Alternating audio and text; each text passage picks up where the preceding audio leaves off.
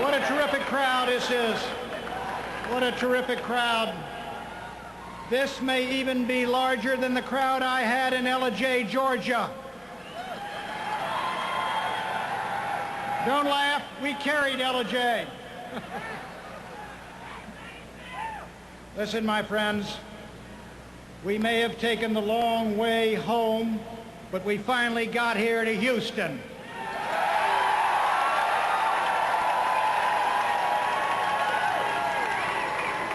And the first thing I want to do tonight is to congratulate President George Bush and to remove any doubt about where we stand.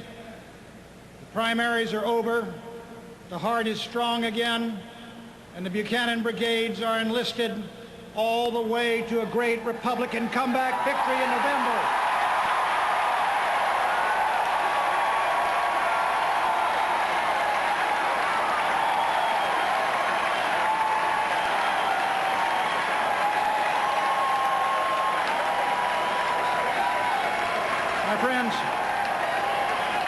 My friends, like many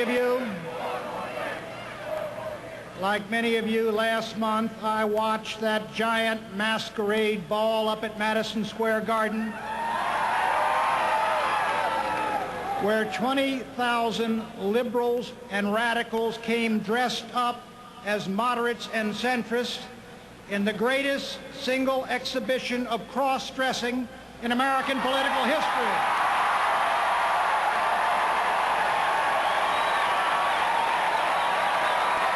You know,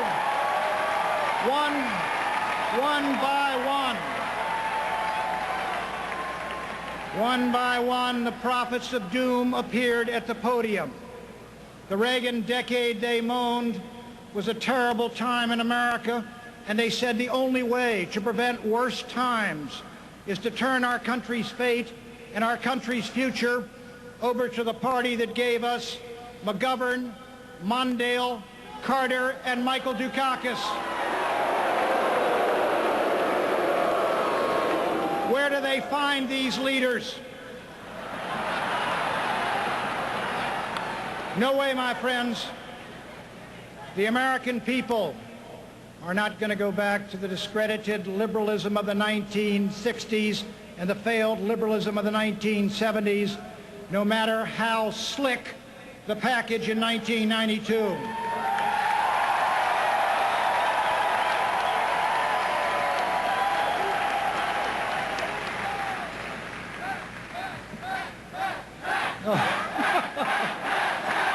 Hold it, my friends.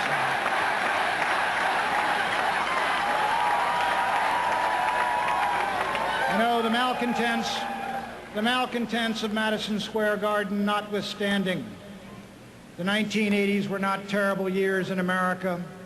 They were great years. You know it, and I know it, and everyone knows it except for the carping critics who sat on the sidelines of history jeering at one of the great statesmen of modern time, Ronald Reagan.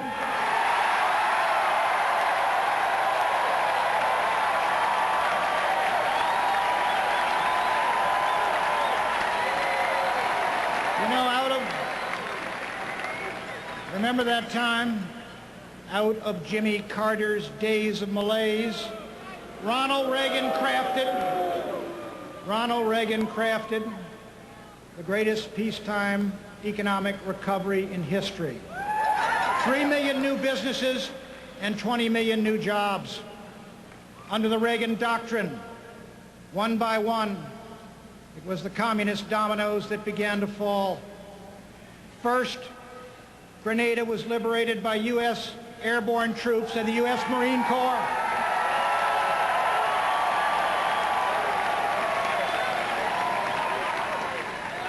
Then the mighty Red Army was driven out of Afghanistan with American weapons.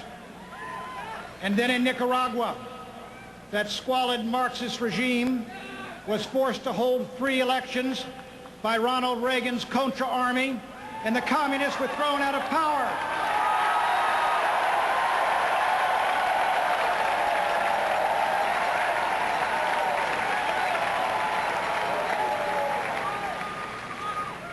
Fellow Americans, we ought to remember it was under our party that the Berlin Wall came down and Europe was reunited. It was under our party that the Soviet Empire collapsed and the captive nations broke free. You know, it is said that every American president will be remembered in history with but a single sentence. George Washington was the father of his country. Abraham Lincoln freed the slaves and saved the Union. And Ronald Reagan won the Cold War. And it is time.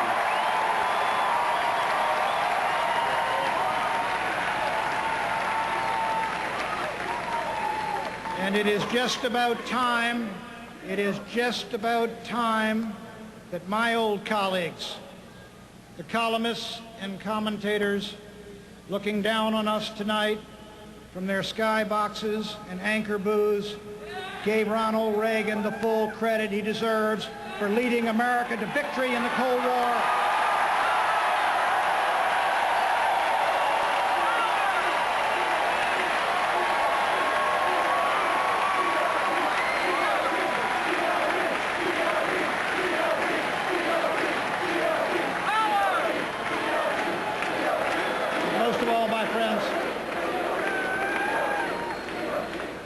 Most of all, Ronald Reagan made us proud to be Americans again.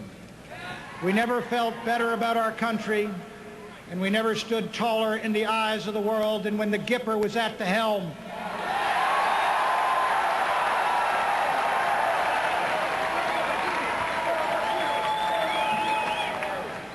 But we are here tonight, my friends, not only to celebrate, but to nominate. And an American president has many roles. He is our first diplomat, the architect of American foreign policy. And which of these two men is more qualified for that great role? George Bush has been UN ambassador, director of the CIA, envoy to China. As vice president, George Bush co-authored and co-signed the policies that won the Cold War. As president, George Bush presided over the liberation of Eastern Europe and the termination of the Warsaw Pact. And what about Mr. Clinton? Well, Bill Clinton couldn't find 150 words to discuss foreign policy in an acceptance speech that lasted almost an hour. You know, as was said of another Democratic candidate, Bill Clinton's foreign policy experience is pretty much confined to having had breakfast once at the International House of Pancakes.